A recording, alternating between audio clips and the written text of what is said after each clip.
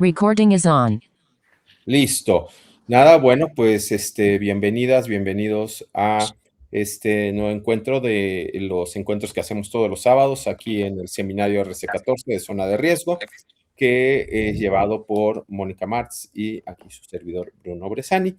Varias y varios de los que están conectados pues, son parte de estos encuentros regulares que lo que hacemos es que hablamos sobre procesos de creación, reflexiones sobre nuestras ideas que van surgiendo, porque pensemos, y esto es algo que siempre vale la pena reafirmar, nos interesan los procesos de largo aliento.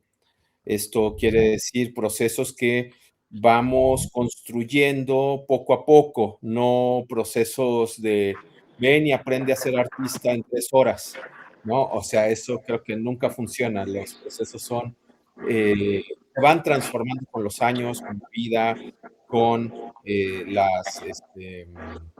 con las pasiones que nos van surgiendo. Voy aquí, eso, gracias, Ro. Ahí Ro tenía un camión atrás, yo creo. Y entonces, bueno, pues por eso es que es un seminario permanente donde muchas veces van entrando y saliendo varias y varios, dependiendo también a veces incluso los estados anímicos, como estábamos hablando hace un momento con Hugo. A veces uno se paraliza y no puedes, como digamos, conectar y necesitas una pausa, un tiempo en silencio. Emma nos lo podrá también comentar, que también ha vivido esos procesos, como todos, como todas. Yo soy más de empujar a pesar de tener estos quiebres, pero es la forma de sostenerme en la inundación, ¿no? Es como seguir adelante porque si no uno a veces le atraviesan demasiado las cosas. Entonces, por eso es que hacemos estos encuentros permanentes y por eso es que es totalmente abierto los encuentros y ojalá nos puedan seguir acompañando en las charlas que son totalmente abiertas y en los encuentros cerrados donde ya trabajamos puntualmente, por ejemplo, con Andrés, con Gladys, con Emma, con Conejo, con reflexiones con diversos artistas para ir profundizando pues en sus procesos. Entonces, bueno, teniendo en cuenta esto, vamos hoy a tener una charla, una presentación con Hugo. Como les platicaba, estuvimos hace unas 2 semanas en su examen de maestría, donde nos gustó mucho todo su planteamiento. Y entonces ahora le paso la palabra a Mónica para que Mónica pueda presentar a Hugo y pasarle la palabra a Hugo. Bueno, pues buenos días, bienvenidas, bienvenides. Y bueno, pues no tengo pues la bio, el, todo el contexto de estudios de Hugo, pero bueno, lo que puedo decir es que conocí a Hugo hace unos años porque le interesó mi trabajo y me pidió unas imágenes para su tesis. Y bueno, pues de ahí nos hicimos muy amigos y pues surgió también esta pues admiración y diálogo entre nosotros.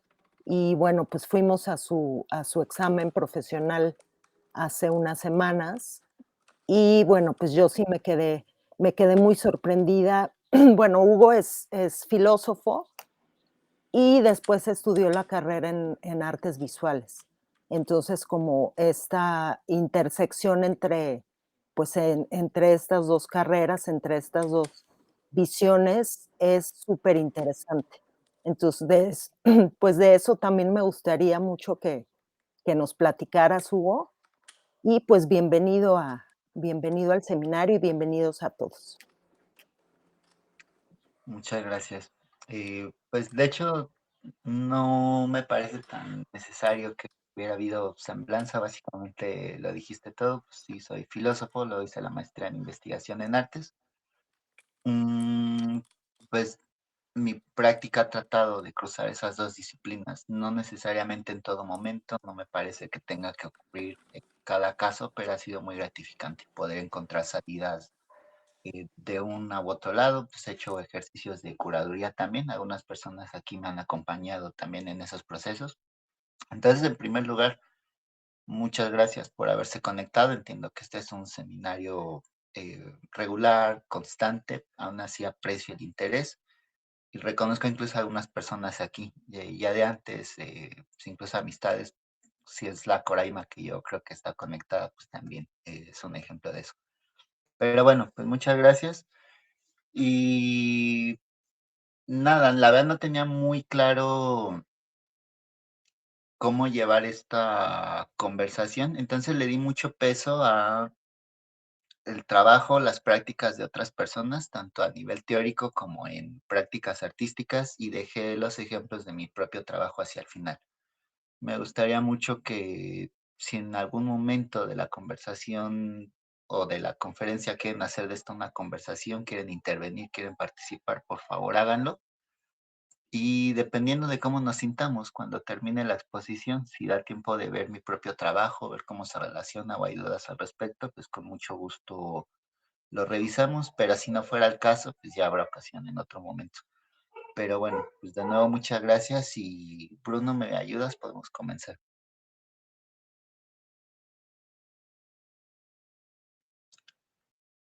Y gracias. Pues la charla se llama esto, el hubiera si existe, que básicamente me interesa trabajar, pues les decía, la maestría que realicé, el área técnicamente es investigación artística, investigación en artes, pero bueno, como dice Bergson, el problema fundamental de los filósofos es el tiempo. Entonces, a mí lo que me interesó, de lo que partí fue de un malestar inicial que se ve en la siguiente diapositiva, que es esta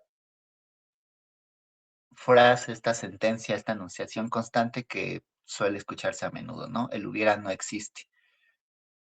Yo creo que todo lo que se tiene que repetir constantemente en realidad pues delata poca convicción. A veces pareciera ser que se trata de algo que decimos no para convencer a otras personas, sino para convencernos a nosotros mismos, a nuestra propia persona. Y pues nada, a partir de esta idea de que el hubiera no existe, y a mí me parece que hay toda una antología que está huyendo debajo, que hay muchos fenómenos de tiempo, muchos fenómenos de ser, muchos fenómenos de la propia vida que están ahí súper presentes, órdenes de experiencia que no queremos reconocer a pesar de que sí que determinan quiénes somos. Estoy hablando de las experiencias que no tuvieron lugar dentro de un tiempo histórico lineal, de experiencias que, entre comillas, no sucedieron, pero que en realidad tienen el mismo valor de lo que reconocemos como fáctico. También los sueños, los simulacros y por supuesto los hubiera. Ya dicho de una manera como más técnica, más formal, más académica, pues la idea es...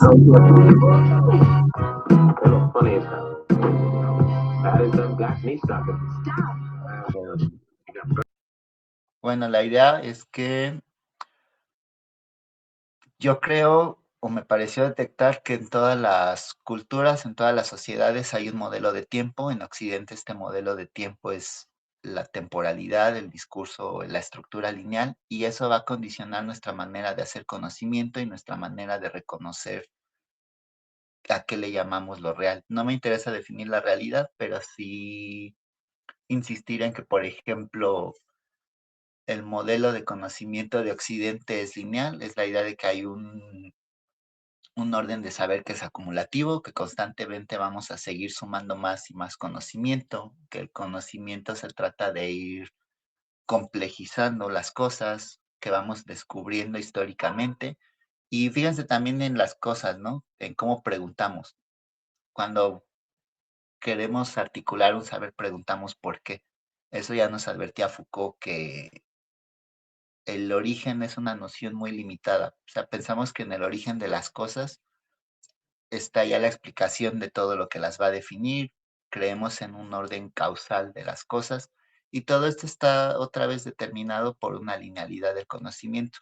Yo encontré en la investigación artística, en la pintura sobre todo, que es mi práctica principal, eh, pues modelos de elaborar conocimiento que no pasan por esta estructura, que no pasan por este deseo progresivo, y que a mí me parece que también, si bien tenemos muy claro que el arte es un maravilloso medio para investigar, para producir conocimiento, creo que en esta diferencia entre un saber que no se vertebra linealmente frente a las prácticas más convencionales, está el reproche que a veces se nos hace, que lo que estamos haciendo no es investigación, que lo que estamos haciendo pareciera no obedecer a los parámetros de lo que reconocemos como saber. Pero bueno, todo lo que viene en adelante es un esfuerzo por tratar de romper con ese modelo lineal, y básicamente mi objetivo en esta investigación fue decir, si nos separamos de una estructura lineal del tiempo, podemos reconocer otras prácticas de saber, como el arte, otras prácticas de tipo y por lo tanto, muchas gracias, por lo tanto, pues otro tipo de experiencias, ¿no? Mi objetivo final, pues es poder decir que el hubiera sí existe, pero para eso es necesario reconocer otro tiempo de otras estructuras de tiempo. Vamos a pasar a la siguiente diapositiva. Gracias. Pues bueno, este es un ejemplo muy conocido de la historia del arte. El desayuno campestre. ¿Por qué lo traigo a cuento? A ver, ya sabemos que hay un libro de cabecera de historia del arte que es el de Gombrich. Tiene muchísimos sesgos, ya lo sabemos.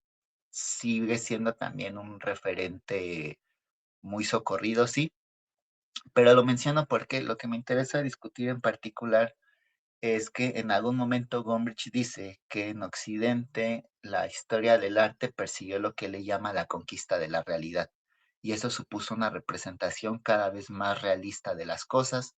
Así es como parece ir concatenando el desarrollo de las disciplinas y de las técnicas hasta llegar al óleo, y la conquista por la capacidad de representar un horizonte tal como se nos aparece a la vista. Entonces, bueno, pues pareciera ser ahí otra vez con esto de la conquista de la realidad. Pues sí, primero un modelo también ya agotado, rebasado, que es el de la mera representación, pero también la idea de que hay una conquista por ser cada vez más veraces en la pintura y por tratar de mejorar una práctica linealmente. Pero fíjense cómo ya desde antiguo, ya pues esta pintura, uno de los elementos que fue criticados fue que la mujer que se ve hasta el fondo, que se ve en el horizonte, no disminuyó su tamaño. Sabemos que un recurso para crear una impresión verosímil de profundidad es ir empequeñeciendo los elementos a medida que se alejan de nuestro primer plano, porque así funciona la vista. Pues lo que está haciendo este cuadro es sustraerse de esa estrategia y está poniendo a todas las figuras del mismo tamaño. Y entonces, más que verse esa profundidad, se entiende la intención, aunque quizá no es tan eficazmente perceptible. En su momento, uno de los elementos que fue criticado de esta pintura es que se estaba sustrayendo de ese objetivo. Parecía una torpeza técnica, pero en realidad a mí lo que me interesa es ver cómo aquí en este cuadro, ya desde este primer momento, ya desde siempre, la pintura había un esfuerzo por sustraerse de pues de este objetivo pretendidamente lineal, que no había un esfuerzo por tratar de lograr una mejor consecución de una representación de un objetivo externo. Pues algo que me encanta del arte, pues es su tremenda insolencia, ¿no? Queremos definirlo, queremos plantearle una teleología, un relato histórico, que es lo que voy a estar discutiendo en esta primera parte, y pues en realidad siempre hay ejemplos de cómo nos vamos a ir sustrayendo de estos modelos lineales. En este caso, pues el de una veracidad representativa. Pasamos a la siguiente diapositiva. Gracias. Pues bueno, puse en imágenes los libros de los que estoy extrayendo las fuentes. Este es un libro bastante conocido, muy probablemente lo han leído. No voy a leer toda la cita, les voy a dejar a la mano la presentación para que lo puedan consultar. También, evidentemente, estoy haciendo tiempo para que alcancen a leerlo. Pero lo que traigo en las siguientes diapositivas es una serie de fuentes que hablan acerca de cómo el esfuerzo constante de la humanidad ha sido sustraerse del tiempo. Lo que me interesa, pues como saben, Mircea Eliade es un filósofo y un investigador que se ha dedicado a estudios comparativos de lo que él llama, muy entre comillas, es un término que no me provoca mucha comodidad, pero me funciona mucho por razones que vamos a ver ahorita, que él habla de culturas primitivas. ¿Qué son las culturas primitivas en Mircea Eliade? Pues muy básicamente son las culturas que preceden a la instauración de un tiempo lineal, que es lo que comienza a definir todos nuestros relatos históricos. Y él habla de, pues, por ejemplo, detecta mitos, prácticas, rituales, como el tiempo mítico, como las ceremonias rituales de Año Nuevo, en fin, toda una serie de prácticas que distingue lo que él llama el tiempo mítico del tiempo profano. Y lo que definía estas culturas es el esfuerzo constante por tratar de sustraerse al tiempo lineal. Ya lo veremos después, hay otros filósofos de la historia que nos dicen que el cristianismo es el que acaba de afianzar una percepción lineal del tiempo. Antes del cristianismo, podíamos recurrir al tiempo mítico, que como probablemente saben, como muy seguramente saben, desde el tiempo mítico no está inscrito dentro de la temporalidad humana, y toda vez que actualizamos un mito, toda vez que hacemos un ritual, está este mito afirmándose por primera vez o por única vez, o es una constante sucesión de primeras veces, una constante actualización de estos actos que van a redimir a la gente de los procesos que le sometían en el tiempo profano. Pues el tiempo profano no es otro más que nuestro tiempo cotidiano, nuestra vida del día a día. Pero bueno, pues ¿por qué es profano? En primer lugar, porque muchas de las cosas que nos suceden en la cotidianidad son intrascendentes.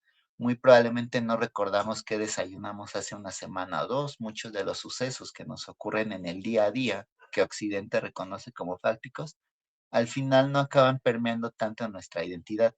Pero también las cosas que era algo que había, con lo que habría Bruno hace unos momentos, pues por ejemplo, las tristezas, las cuestiones de orden emocional que desearíamos poder olvidar, pues bueno, la constante actualización, olvidarnos del tiempo profano, olvidarnos del tiempo histórico, eh, y recurrir al tiempo mítico, pues nos permitía olvidar todas esas penurias, nos permitía deshacernos del peso acumulado de todo lo cotidiano, de todo lo profano y volver a lo que era importante, la comunicación con la divinidad. Y esta es una primera estrategia. Lo destaco mucho porque me interesa jugar con lo que Mircea Eliade ahorita va a llamar eh, lo primitivo, como si se tratara de algo que ya quedó rebasado por las sociedades civilizadas que vivimos en un tiempo lineal. Pero me interesa ver que en realidad estas estrategias, este deseo de desprendernos del tiempo lineal, sigue persistiendo en nuestra cultura. Aquí me pregunto por qué las personas que nacimos bajo un modelo lineal constantemente nos estamos preguntando por lo que está más allá de esa temporalidad. Pasamos a la siguiente diapositiva. Gracias.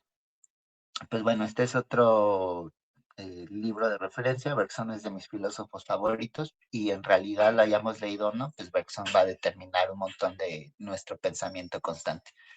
Viene Bergson, luego viene Nietzsche y luego viene Deleuze, que pues Deleuze está en boca de todo mundo actualmente. Lo digo nada más como referencia, no es una crítica, aunque por ahí se dio un artista que para ponerle título a sus cuadros, a sus exposiciones, abre cualquier libro de Deleuze y la primera frase que se encuentra, pues eso ya lo define todo.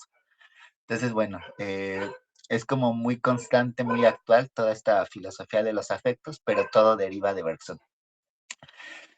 Y bueno, Bergson, aquí como pueden ver, nos está señalando qué pasaba con los griegos que estaban haciendo lo mismo. Los tenemos como referente de nuestra cultura occidental, los tenemos como referente de la cuna de la filosofía, el pensamiento racional que por fin no olvida el tiempo mítico, pero va a suceder algo muy interesante. Lo que nos está indicando este autor es cómo los primeros filósofos querían olvidarse del cambio, otra vez de los elementos de un tiempo cotidiano que está sometido al tiempo.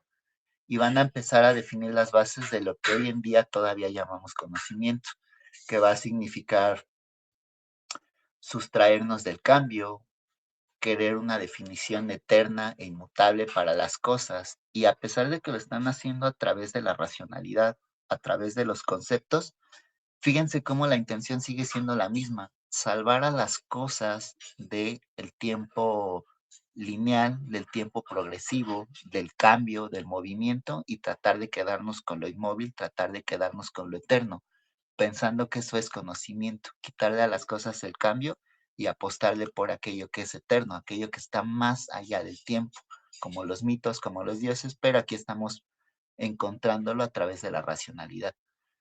Aquí me gusta jugar entonces con la idea de que propone Eliade, ¿no? Que habla de culturas en sus términos primitivas, cuando en realidad vemos que lo contrario a lo primitivo, lo presuntamente civilizado, sigue insistiendo en tratar de olvidarnos de la temporalidad lineal, aunque otra vez pues lo estamos haciendo en los términos, entre comillas, civilizados. Entonces, ¿qué es lo civilizado y qué es lo primitivo? Si al final sigue latiendo esta misma necesidad por olvidarnos, por escaparnos del tiempo. Pasamos a la siguiente, por favor.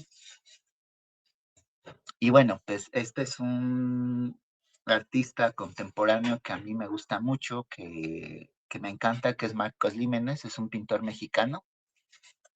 Y creo que él acaba por cerrar estos señalamientos que estoy haciendo. Aquí sí voy a leer un poquito en voz alta. Pues dice, bueno, la cita primera es de 2008. ¿Por qué lo menciono? Porque él se considera afortunado de ser un pintor en un contexto donde ya hay un montón de otras disciplinas. Cuando él da esta entrevista, pues sí era cierto que no había tanto interés quizá en la pintura o apenas estábamos arribando a la época afortunada que vivimos ahora, en donde, bueno, afortunada digo porque soy pintor, en donde hay un montón de interés por la pintura. Sin embargo, bueno, pues, ¿qué le estaba señalando aquí? Primero, otra vez, la existencia de una práctica o la incómoda insistencia, persistencia de una práctica como la pintura a través de distintos contextos. Creo que es parte del discurso historicista el matar, el cuestionar la vigencia de cualquier práctica, pues le ha tocado a la pintura, pero siempre está ahí. Y lo importante aquí, dice, me atrajo la sensación de que a través de la pintura se podía congelar el tiempo, atraparlo en un instante. ¿Qué estamos viendo aquí en su obra? Esta serie se llama Plegarias y es muy interesante porque él construye estas obras a través de paneles de madera y cada segmento que ustedes ven tiene una técnica diferente. Hay momentos donde es collage, otras de las secciones están hechas con óleo, otras son temple, otras son pintura acrílica. Lo interesante que él está haciendo es que está creando concatenaciones de distintas técnicas que deberían de haberse sucedido históricamente, pero él está rompiendo la configuración en la cual se van presentando. O sea, él está haciendo un ejercicio de jugar con la evocación de tiempo que nos hace cualquier disciplina. Se supone que el óleo tiene además esta carga histórica, esta significación de una tradición y él está haciendo ejercicios de intervención donde en realidad no importa si queremos leer de arriba hacia abajo, de abajo hacia arriba la pintura, y él está trastocando el orden en el que deberían de presentarse todas las técnicas. Al entrecruzar distintos elementos técnicos, también está entrecruzando distintas evocaciones, distintas tradiciones, está proponiendo distintos órdenes de leer la historia del arte, o por lo menos la historia de la práctica pictórica. Y otra vez, lo que yo quiero rescatar aquí, no sé si lo, sí está. Eh, Él le llama su práctica anacrónica. En adelante me gustaría quedarme con este término de lo anacrónico, pero otra vez está remitiendo a lo que encontrábamos con Eliade acerca de las culturas primitivas. ¿Qué es el anacronismo? Pues es algo que se ve aquí en su propia pintura. Lo anacrónico es un elemento del tiempo que no pertenece a la época en la cual lo estamos encontrando. Elementos de un futuro que se encuentran en el pasado, elementos de un pasado que se está atreviendo a salirse de donde pertenece y está colocado en otro sitio. Su pintura es muy anacrónica en ese sentido, porque él está entrecruzando épocas, pero también me gustaría que en adelante veamos la capacidad anacrónica de la pintura, es decir, no pensarla como una técnica que ya está rebasada, no pensar a la pintura como una práctica que ya no tiene lugar, en un momento donde disponemos de más recursos técnicos, sino pensar precisamente en la pintura, en este anacronismo, como algo hecho a propósito. Algo cuya presencia va a trastocar el relato lineal, el relato progresivo. Pasamos a la siguiente, por favor. Y bueno, este es un ejemplo de lo que les decía. Lo vamos a ver más adelante, pero está este famoso filósofo occidental, Arthur Danto, que es de quien hace la anunciación probablemente más famosa de la muerte del arte. Sin embargo, él mismo, en un texto posterior, después del fin del arte, acaba por comentar esta obra que está aquí. ¿Qué estamos viendo? Bueno, un artista llamado Russell Connor que crea esta obra llamado El rapto del arte moderno por parte de los neoyorquinos. Y podemos ver que en realidad es la propia pintura haciendo un ejercicio de lo que yo entiendo por memoria. ¿Cuál es la propuesta de Danto? Siguiendo a filósofos de la historia como Hegel, pues bueno, ¿qué nos decía Hegel? Que el espíritu de las cosas va a acabar llegando a su autoconciencia, que todo lo que va a ser la conciencia, el absoluto que le llamaba, era reconocerse como el determinante de toda la historia, y dicho en otras palabras y en términos artísticos, que la pintura va a abandonar en algún momento su vocación de representar algo externo a ella misma y va a acabar siendo autoconsciente. Cuando llega a su autoconciencia ya no hay necesidad de avanzar históricamente porque ya la pintura ya se conoce a sí misma y entonces pues ya no hay posibilidad de movernos históricamente porque ya se logró el objetivo, ya se logró la meta histórica. Ahí es donde yo creo que Danto se equivoca. Sí, creo que la pintura se ha vuelto autoconsciente, que las prácticas artísticas pueden hablar de sí mismas, muy básicamente eso de la autoconciencia, pero pues al final todos los seres autoconscientes tenemos memoria, hacemos un ejercicio de retrospectiva sobre nuestra propia biografía y la memoria no es solo someterse a la historia, la memoria, me estoy adelantando un poquito, pero al final la memoria yo creo que es una postura frente a nuestro pasado. Discriminamos qué fue importante y qué no. Hay elementos que nos van a constituir, elementos que deberían ser importantes y no lo son. Y entonces, pues nada, dice Danto, bueno, el arte ya se murió, la pintura ya se murió porque ya arriba su autoconciencia. Y él entonces detecta como un fenómeno de la muerte que actualmente hay un montón de disciplinas, hay un montón de movimientos históricos que están coexistiendo al mismo tiempo. Y eso no corresponde al relato histórico, donde una cosa vino después de la otra, pues ahorita hay un anacronismo tremendo, porque todo puede coexistir con todo.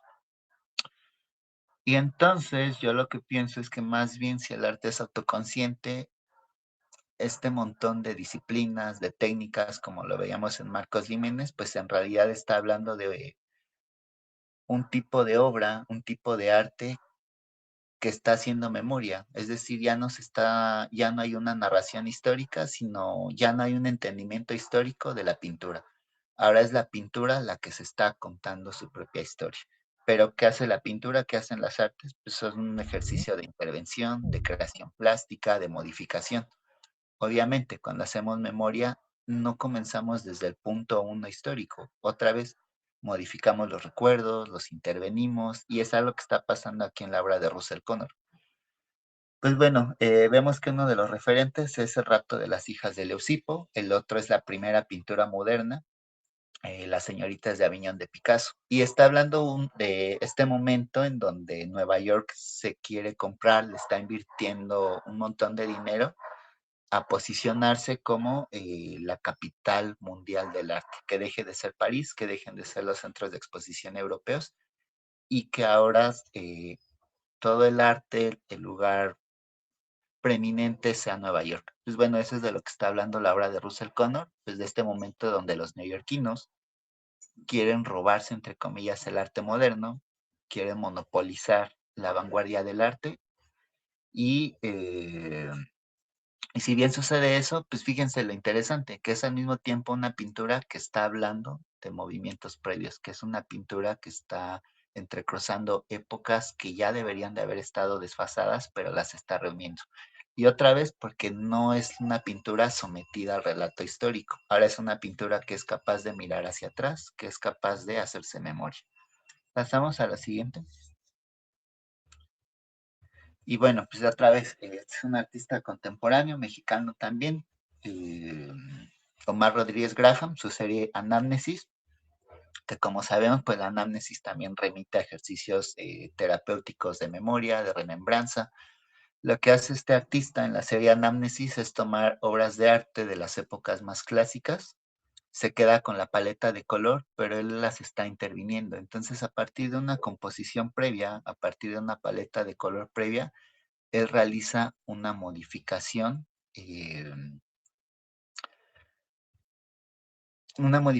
a partir de las potencias de la memoria. Esta parte me interesa mucho porque en la investigación esto le llamo ponderar artísticamente a la memoria.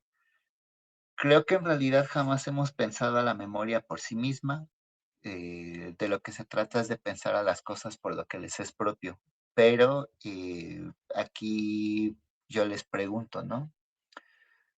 Si en realidad la academia, los ejercicios más férreos de rigor científico confían en la memoria. Pues la verdad es que no. ¿Por qué? Porque la memoria olvida, porque la memoria modifica recuerdos, porque la memoria a veces se puede inventar también recuerdos. Entonces va a haber un recelo desde el marco de conocimiento común contra la memoria. ¿Por qué? Pues porque la memoria no puede sostener el pasado, porque la memoria no puede afianzar la veracidad de cómo sucedieron históricamente las cosas. Pero en las prácticas artísticas nos queda súper claro que en realidad esto no es un defecto. En los modelos convencionales de conocimiento hemos desconfiado de la memoria, pues por lo que ya mencioné, ¿no? Porque no puede sostener un relato lineal, porque acaba por intervenir, porque acaba por mentir.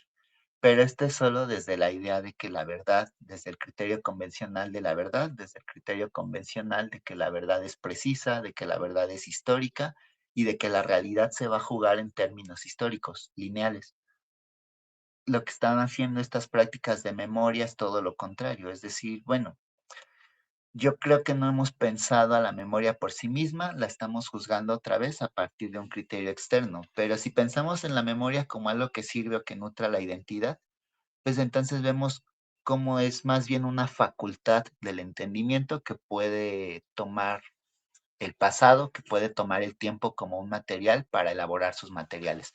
No nos vamos a quedar nada más con lo que ya sucedió, entre comillas, sino a partir de lo sucedido vamos a tener elementos, vamos a tener materiales para poder producir una identidad, producir un relato y además no creo que estemos mintiendo.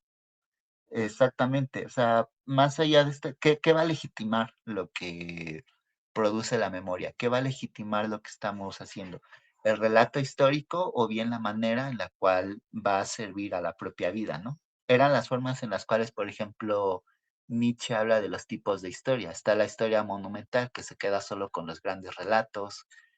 Hegel, que nos dice que las páginas, que las épocas felices de la humanidad son páginas en blanco en los libros de historia.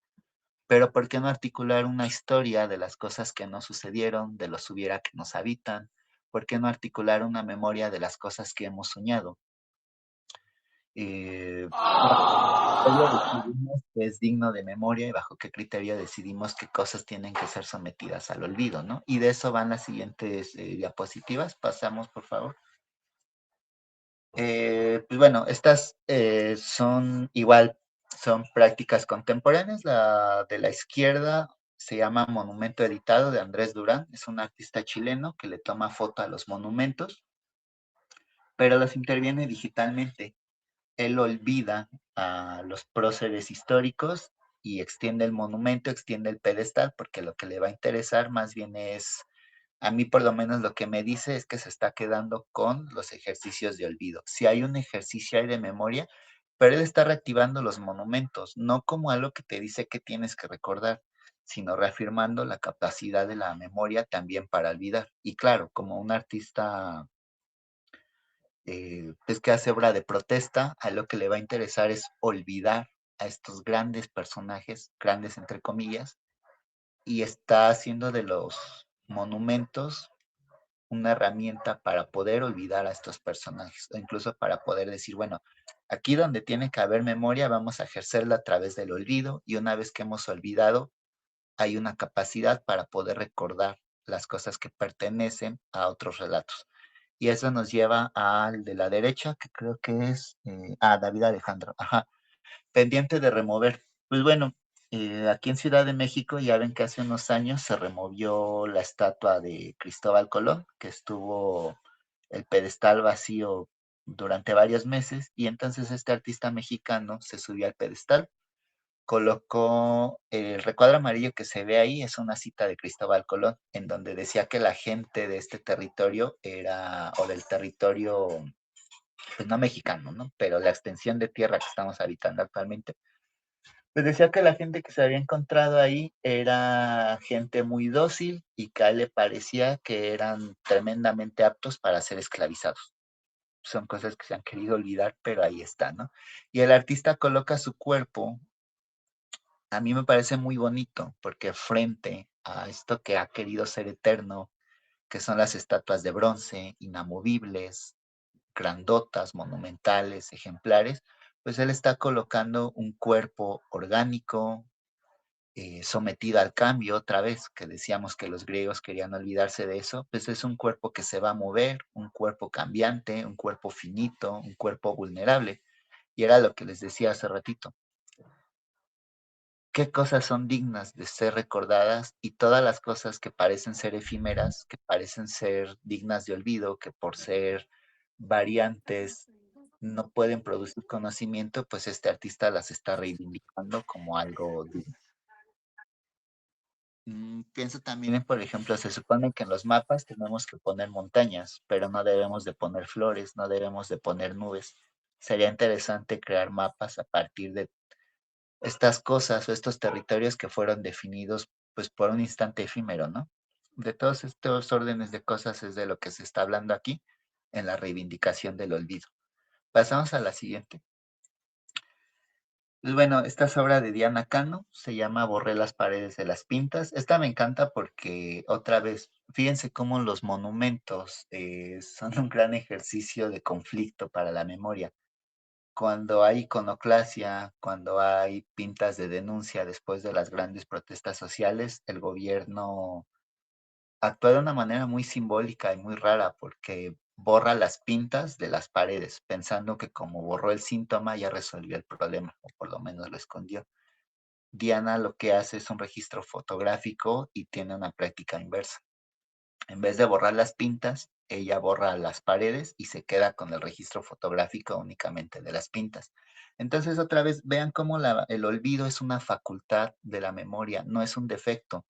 El olvido no es algo que esté mostrándose incapaz de retener conocimiento, de retener la verdad, de retener la historia. Al contrario, el olvido es algo que en estas prácticas artísticas se está yendo contra los aparatos, contra los dispositivos de poder, y nos está dando el espacio para poder hacer una memoria de las cosas que el gobierno, que el poder preferiría olvidar.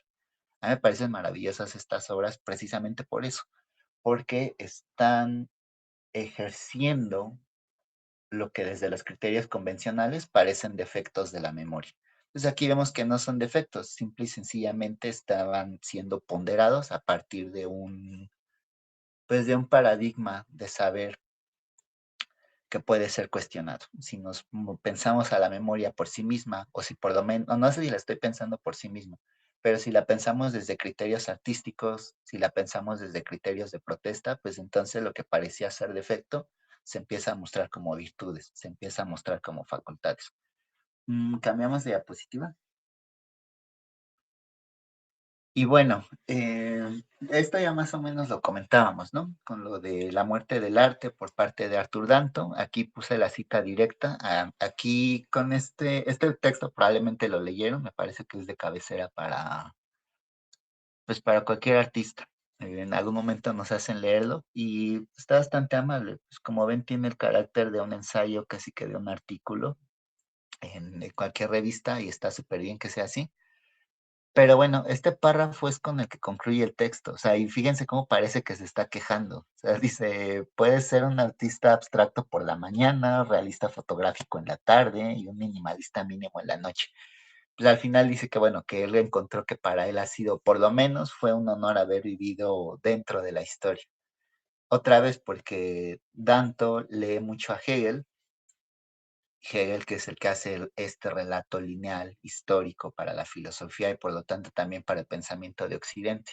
Y todos los que piensan históricamente al arte están de acuerdo en que el arte acaba muriendo cuando ya no hay un orden histórico en las prácticas, cuando parece que hay una expresión pletórica, multidisciplinar de las cosas, porque como ya no hay un orden histórico, como está esta insolencia del arte, como ya no se puede pensar históricamente este fenómeno, entonces solo podemos pensar que se murió. Entonces fíjense eso, como Danto pareciera ser que se está quejando por eso, porque ya no hay un ordenamiento, esta juventud de ahora que ya no sigue las reglas. Y en la siguiente diapositiva conservo la cita de Danto,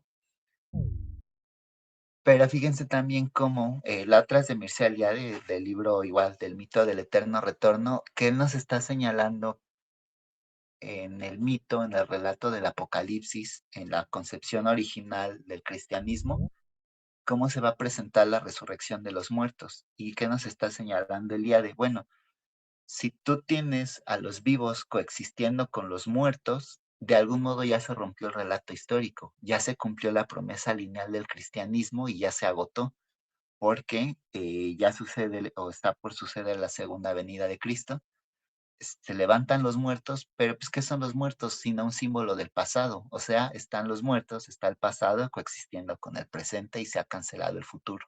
Ya no hay historia. O sea, fíjense entonces cómo otra vez este pensamiento sumamente racional, filosófico, contemporáneo, semicontemporáneo como el de Danto, pues al final se acaba mostrando tremendamente cristiano, o cómo está latiendo el mismo ethos aquí porque desde la interpretación convencional en Occidente, si se acaba la historia, entonces solo podemos pensar que ya se murió todo, ¿no? Ahí están los muertos. ¿Qué acaba diagnosticando Danto? Que el arte se murió. O sea, ¿por qué está hablando de muerte? Pues está sucediendo lo mismo que aquí. Es el símbolo de la muerte como la muerte de la historicidad. Pero otra vez, digo, no creo que tenga que convencer a nadie de esto. Ni la pintura ni el arte está muerta o estaría bonito pensarnos como nigromantes, por otro lado. Pero bueno, digo, ni la pintura ni el arte está muerta, pero también fíjense cómo solo se puede hablar de muerte desde un sentido histórico. Otra vez, no es que esté muerta, no es que ya se haya agotado el relato histórico, pero ya no es el único. Ahora otra vez más bien es la historia, es el devenir temporal, el que es pensado a través de las prácticas artísticas. Pero esto Danto no lo puede ver porque él está muy casado con este cristianismo, aunque no lo advierta. Pasamos a la siguiente. Y bueno, pues esta es una recomendación. De hecho, este cómic, esta novela gráfica, sí se puede encontrar, eh, pues sí, en cualquier editorial.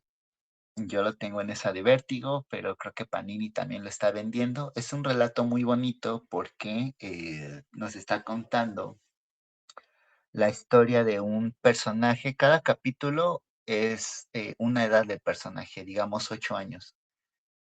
Y la historia en cada capítulo concluye con un evento que lleva al protagonista hacia la muerte. Pero en el siguiente capítulo nos dan a entender que en realidad sobrevivió y se está llevando a cabo pues otra pequeña historia en otra edad del personaje. Y otra vez hasta que está a punto de morir. Entendemos en cada caso que se murió, pero al mismo tiempo, conforme avanza, entre comillas, la historia, pues vemos que no, que en realidad no se murió. O sea, pudo haber sucedido y no. Esto se llama ucronías y en realidad sí que conocemos las ucronías. Son las historias, los relatos, los libros, las películas de los mundos posibles. ¿Qué habría pasado si hubiera sucedido otra cosa? Eso se llama punto de Jombar y es cuando hay un relato. No tiene que ser un gran momento histórico, pero se suele recurrir a eso porque pues, son los momentos más famosos para que cualquier lector o lectora pueda entender que se está tratando de un momento donde la historia tiene una divergencia. Philip K. Dick tiene la novela El hombre en el castillo y trata de qué habría sucedido si hubieran sido otras potencias las que hubieran ganado la Segunda Guerra Mundial. pero estos hubieras, estas ucronías también nos habitan a nivel personal. ¿Qué habría pasado si la persona que yo amo tanto no me hubiera dejado? ¿Qué habría pasado si yo no hubiera dejado a mi pareja? ¿Qué habría pasado si yo no hubiera ido a tal lugar, específicamente a tal hora, y no hubiera conocido a esta otra persona? Estas cosas que pudieron ser o no haber sido es de lo que les hablaba. Técnicamente no tuvieron en un lugar en un tiempo histórico, pero a veces son más determinantes que las cosas que sí suceden en el tiempo profano. Y bueno, aquí hablo de simultaneidad y secuencia. A mí me gusta un montón leer historietas, leer cómics, leer novelas gráficas, porque creo que están pasando dos cosas. La gente a veces piensa que este tipo de disciplinas artísticas obedecían a un relato histórico, que era una primera representación del movimiento y eso fue lo que nos permitió llegar al cine. Pero pues si ya existe el cine, entonces, ¿por qué vivimos también una época donde están proliferando tanto estas expresiones artísticas como los mangas, como las historietas? Pues yo creo que esto tiene algo que quizá, digo muy entre comillas, porque aquí me reconozco ignorante, pero que quizá no tiene el cine o no como lo entendemos convencionalmente, no desde sus prácticas más comunes, que es una manera de contar una historia con recursos en movimiento. La historieta sí nos puede brindar una secuencia, de hecho, los grandes teóricos y profesionales de esta expresión, pues dicen que es un arte secuencial, como lo hacía Will Eisner, como lo hace Scott McCloud. Pero yo creo que aquí pasan dos cosas. La historieta no solo nos da una interpretación lineal, no solo podemos leer cada panel, cada viñeta linealmente. Como es una obra visual, no está sometida totalmente a la expresión del relato.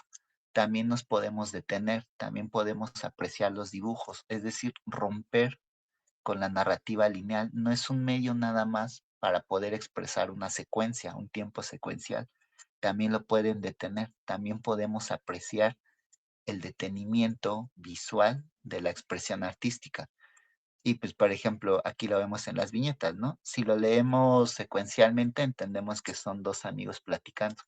Pero si no le sometemos una secuencia, en realidad nada nos podría indicar incluso que son los mismos personajes. La identidad, otra vez hay un juego de cómo la identidad está sometida al tiempo.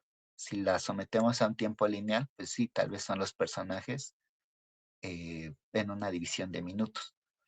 Pero si nos quedamos solamente con la detención, con la apreciación visual, sin un detenimiento, más bien sin un sometimiento al tiempo, pues no hay nada que nos indique que son los mismos personajes. O sea, bien podríamos estar pensando en cada viñeta como una expresión individual, como el momento último, el momento más importante de cada persona aquí.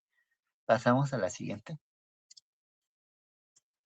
Pues es un artista que también me gusta mucho, que se llama Roberto Carrillo, y él tiene unos coqueteos también muy importantes con las viñetas en sus pinturas. Hay algunas, de hecho aquí cometí un error, ahora que lo veo, porque este tipo de pinturas debía haber cambiado el fondo, porque muchas veces también las enmarca en un recuadro blanco dentro de la misma pintura. Está sugiriendo que hay una viñeta. Como el fondo de mi presentación es blanco, pues por eso no se alcanza a ver. Pero bueno, sí se sugiere que hay aquí también una serie de líneas de color. En el dibujo, pues también, aunque hay una obra única, fíjense cómo el haberlo dividido en segmentos nos quiere hacer sugerir que se puede leer como una secuencia. Pero estas obras de arte, si bien admiten una secuencia, al mismo tiempo, pues es un panel único, no tiene que estar sometido a este tiempo lineal. Aquí está pasando lo contrario a la historieta. Generalmente pensamos en una secuencia y es opcional no leer la historia o este momento de apreciación artística en el que no nos va a interesar el relato lineal. Aquí está sucediendo lo contrario. Tenemos una educación que nos hace ver las pinturas, que nos hace ver los dibujos como un elemento único y ahora es opcional percibirlas como una secuencia. Pero entonces, otra vez, fíjense cómo hay una relación en la manera en la cual se nos va a estar tratando el tiempo. Y todo esto para decir que hay un tiempo simultáneo, no hay una secuencia lineal en las prácticas artísticas. Pueden contribuir a una narración, a una interpretación lineal del tiempo, pero también pueden romper con ella y pueden invitarnos a percibir el tiempo de una manera diferente. Pasamos a la siguiente diapositiva. Pues este es un libro, estas ideas están dialogando con este libro de un filósofo chileno, Campo Ricardo Burgos, que en este libro llamado Pintar de bigotes a la Mona Lisa, las ucronías. Pues nos dice que esta obra de Duchamp, a él la interpreta como una ucronía, pues porque es la Mona Lisa, pero en este ejercicio de intervención de haberle puesto un bigote, se nos está sugiriendo un mundo posible en donde la Mona Lisa fue pintada con un bigote. ¿Y qué habría pasado? ¿Cómo nos podemos imaginar un mundo en donde en la historia del arte hay una Mona Lisa que fue pintada con un bigote, ¿no? Podría no haber pasado nada porque como sabemos la Mona Lisa en su tiempo no tuvo la repercusión que tiene ahora.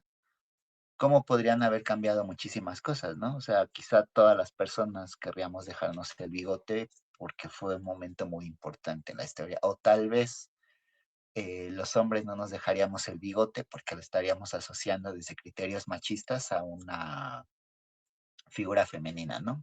Todas estas preguntas son a las que nos arrojan estas ucronías, estas pequeñas variaciones. Y bueno, estos son elementos que el filósofo detecta en las ucronías en los mundos posibles. La ficción artística, fíjense lo bonito que le llama, ¿no? La ficción artística permite a las personas profundizar en el conocimiento de sí mismas. Claro, o sea, quizá la frase más famosa de Ortega y Gasset, yo soy yo y mis circunstancias. Lo que hacen las ucronías es permitirnos ensayar mi identidad bajo otras circunstancias. A veces en lo que percibimos como una tremenda injusticia de la vida, nos queda la impresión de que si hubiéramos tenido la oportunidad de hacer las cosas distintas, si yo le hubiera podido demostrar a esta persona que yo podía hacer esto, tal vez se habría quedado conmigo. Si yo hubiera tenido la oportunidad de estar en casa específicamente tal día, tal vez habría podido salvar la vida de esta persona, ¿no?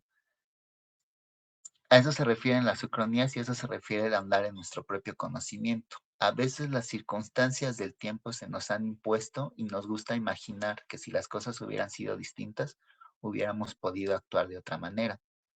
Pero también hay que reconocer que, por ejemplo, si las circunstancias eh, están ahí, tal vez nos demostrarían que somos unos cobardes y no lo sabemos y hay gente que nunca lo va a saber, pues porque no se va a cruzar con las situaciones que le obliguen a saber cómo actuaría bajo ciertas circunstancias. Bueno, pues nos permiten también tener acceso, pues dice, a experiencias que se nos habrían quedado imposibles. Otra vez, las cosas que creemos que hemos perdido, que ya no nos determinan, pero esta es una idea que solo funciona bajo el tiempo lineal, bajo la idea de que todo lo que existe tiene un sustrato material y que todo lo que existe tiene lugar en el tiempo. Pero si concedemos que lo real es eso que nos va a afectar, que va a determinar nuestra identidad, incluso que está sometido a la memoria, pues entonces también podemos reconocer que estos hubieras, que estos simulacros, que estos sueños, que estas experiencias que no tuvieran un relato material, otra vez nos pueden determinar mucho más que las cosas que fácticamente, que materialmente sucedieron.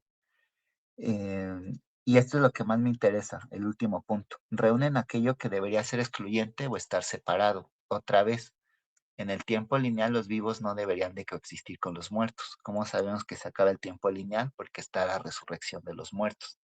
Piensen en la obra de Marcos Límenes. Si le hacemos caso a Gombrich con la idea de que el arte era la conquista de la realidad, la pintura acrílica no debería coexistir con el óleo, no debería coexistir con el temple, pues porque eso ya quedó separado por siglos de diferencia.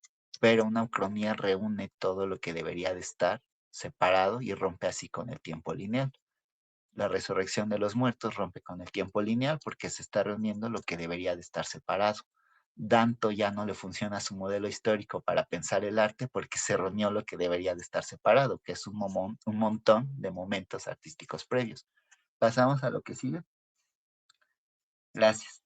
Pero las ucronías lo más común es percibirlas igual linealmente, ¿no? Series de televisión, novelas como las que yo me referí, pero así como Campo Ricardo Burgos reconoce una ucronía en la Mona Lisa con bigotes, yo identifiqué una ucronía, lo platiqué con estos artistas de Tajo, Carlos Iván Martínez y Wimpy, que nos hablan de este posible fósil. De hecho, el proyecto está bien bonito, porque el fósil le llaman la Mandradidae, pero el fósil pertenece a un proyecto general donde imaginan más criaturas prehistóricas y se llama Fósiles de lo que podría haber sido o quizás será. Y a mí me encanta porque creo que cada descubrimiento nos arroja una ucronía. O sea, fíjense cómo hubo un momento de la historia de la humanidad donde no teníamos mucha idea de los dinosaurios. Sí había habido indicios aquí y allá, fósiles que nos hicieron pensar en gigantes y en otro tipo de criaturas, pero hubo un momento de la historia de la humanidad donde vivimos pensando que fuimos la especie única o que no había habido algo antes de nuestra aparición. Y luego resulta que aparecen los dinosaurios y el relato histórico cambia completamente. Entonces, otra vez, fíjense cómo el conocimiento también está sometido a una configuración de elementos que se van sumando o que se van sustrayendo de su relato. Lo que hacen estos fósiles es algo muy bonito porque, a pesar de que sabemos que es un ejercicio de imaginación, nos están sugiriendo fuertemente que podrían llegar a descubrirse. No están diciendo directamente que no existan, están proponiendo que son fósiles que podrían llegar a insertarse en nuestro pasado. Y en ese sentido están amenazando el relato lineal en el que vivimos, donde creemos que no existen estos fósiles. Y está sucediendo algo bien bonito, hablando otra vez de lo que no debería de estar reunido. Estos artistas hacen un render digital de los fósiles y luego con una máquina fresadora, con una punta de CNC, pues le ponen punta de plata y hacen un dibujo de estos fósiles. Y aquí sucede algo bien bonito, porque la punta de plata es una técnica de dibujo súper tradicional, es la que usaba Leonardo da Vinci, y andando en el tiempo, ustedes lo saben, pierde su coloración metálica y se vuelve más o menos naranja, café, como otra vez los dibujos de este artista conocidísimo. Entonces es una técnica que solemos emparentar con el pasado, que tiene que ser hecha a mano, que es una disciplina superhumana. Pero resulta que estos artistas están haciendo un dibujo de punta de plata, pero lo está realizando la máquina, lo está realizando una tecnología de vanguardia. Ahí se está rompiendo con la idea de que la punta de plata, con la idea de que una técnica pertenece a una tradición del pasado y le están quitando esa significación. Pero también fíjense cómo están usando tecnología reciente, la capacidad de hacer un render digital, la capacidad de producir algo con una máquina, pero no lo están haciendo con el compromiso que creemos que tiene la tecnología con el futuro. Lo están usando para crear un fósil, para estar creando un ítem del pasado. Están rompiendo con la vocación tecnológica de la conquista de la realidad y se están regresando, están dando un viraje hacia lo que está más allá de la historia, que está mucho más allá en el pasado. Por eso digo que es una ucronía, no solo porque nos está invitando a pararnos en un mundo donde la mandragora existió o donde acaso podría llegar a existir sin que lo sepamos todavía, sino que también está interviniendo en la idea lineal que tenemos de que una técnica pertenece al pasado, interviniendo con la idea de que unos dispositivos tecnológicos tendrían que tener un compromiso con el futuro. A mí me parece una obra maravillosa. Pasamos a la siguiente. Bueno, pues este es de un artista también mexicano, Gonzalo García, pues muy probablemente también todo el mundo lo conoce. Ustedes saben, me pueden corregir si me equivoco, pero según yo fue López Portillo, ¿no? Quien dijo esto de defender el peso como un perro y luego vino la devaluación. Lo que hace Gonzalo García es imaginarse un mundo o rellenar los huecos históricos, los archivos, pues, para imaginarse una campaña publicitaria de Sabritas, en donde a partir del eslogan de Pepe el perro triste de defender el peso como un perro, pues se imagina un perro triste que al venir en los tazos, en la publicidad de Sabritas, en pósters, estaba invitando a la gente a confiar en que se estaba defendiendo la economía, pues precisamente con la ferocidad y la fidelidad con la que lo haría un perro. Entonces, otra vez, en el mundo que conocemos, esta campaña no existió, pero Gonzalo está nutriendo nuestro relato histórico con ficción. No está separando ficción de realidad, está acentuando el carácter ficticio de eso que llamamos real, que no es más que una narración histórica. Podemos considerarlo una ucronía en el sentido de que, bueno, ¿qué habría pasado si este momento histórico también se hubiera complementado con estos elementos imaginarios? Pero al final también es un ejercicio de memoria, como lo comentaba, ¿no? Desde el criterio veritativo de legitimidad que señalaban en el chat, esto sería una mentira, pero desde el criterio que reconoce la capacidad de la memoria para habérselas con el pasado, para nutrir la identidad, para nutrir la vida, pues tenemos un ejercicio de revisión que está nutriendo, que está enriqueciendo y que se está burlando pues, de ese momento histórico. No necesariamente está haciendo los ejercicios de Andrés Durán o de Diana Cano de olvidar o, o de, o de confrontar al poder con el olvido, pero aquí está usando también la memoria pues, para burlarse del poder. Ahora le está enriqueciendo, le está nutriendo con un elemento adicional que acaba por satirizarlo todo. Pasamos a la siguiente, por favor. Bueno, esta es de una de mis artistas favoritas y como está aquí, no sé si Mónica quieras hablar de tu propia pieza. Ay, muchas gracias. Bueno, pues este es un proyecto que se llama El sueño de Electra, que realicé hace algunos años en un taller que se llamó La Carta al Padre con el maestro Juan Antonio Molina.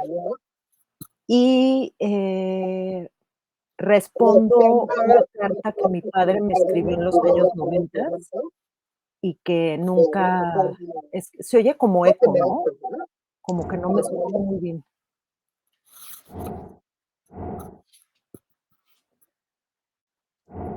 Había dejado mi micrófono prendido, no sé si se lo voy a apagar. Gracias. Y bueno, pues esta carta que me escribe mi padre con máquina de escribir y pues yo no la contesto, ¿no? Nunca la contesto. Pasan los años y hace pues 3, 4 años creo que fue cuando se hizo este taller, entonces pues saco esa carta de mi archivo y la respondo, ¿no? Que la verdad es que sí fue un ejercicio, eh, pues muy difícil, ¿no? Para mí. Y ahora mencionando todo esto del hubiera sí existe, pues a mí me molesta que me digan que el hubiera no existe, ¿no? Siempre me ha como molestado porque sí existe, porque, pues, lo sentimos. Bueno, yo lo siento, me quema por dentro ese hubiera, ¿no? Entonces, pues, ahí, pues, recalco que el hubiera sí existió, o sí existe, porque, pues, le respondo a mi padre esta carta después de, pues, como 20, 25 años, y, pues, con la foto de la niña que no lo escuchó, de la niña que no convivió con él, y, pues, se se abre esta pregunta, ¿no? Se vuelve a abrir esta pregunta de que si existe o no existe el hubiera, ¿no? Pues, en esta manifestación pues, de memoria y de cariño, ¿no? Después de tanto tiempo. Y gracias por mostrarla, Hugo. No, pues gracias a ti. Eh, ya que comentaste todos estos elementos, a mí solo me queda mencionar los elementos de interpretación con los que viene a nutrir mi práctica, porque exacto, ¿no? O sea, todo lo que se siente existe. Yo tenía ahí en la tesis algo así, dije como que todo lo que duele es cierto y es profundo en la medida de la herida, ¿no? Nadie nos va a decir que no porque no haya tenido un lugar fáctico o material, no sucedió. De hecho, fíjense en esta palabra en la sucesión. O sea, el hubiera de hecho está constantemente actual, está constantemente presente porque no tuvo lugar en un tiempo sucesivo, pero su tiempo es otro. El hubiera podríamos identificarlo en esta temporalidad otra a la que también nos arrojaban, por ejemplo, los tiempos míticos. Desde un criterio lineal, este tipo de prácticas, como la carta al padre de Mónica, tal vez podrían considerarse como un sinsentido, pero desde la certeza que tenemos sobre el hubiera y desde la confianza que tenemos en las prácticas artísticas, sabemos que no es así. Aquí está sucediendo un pliegue en el tiempo.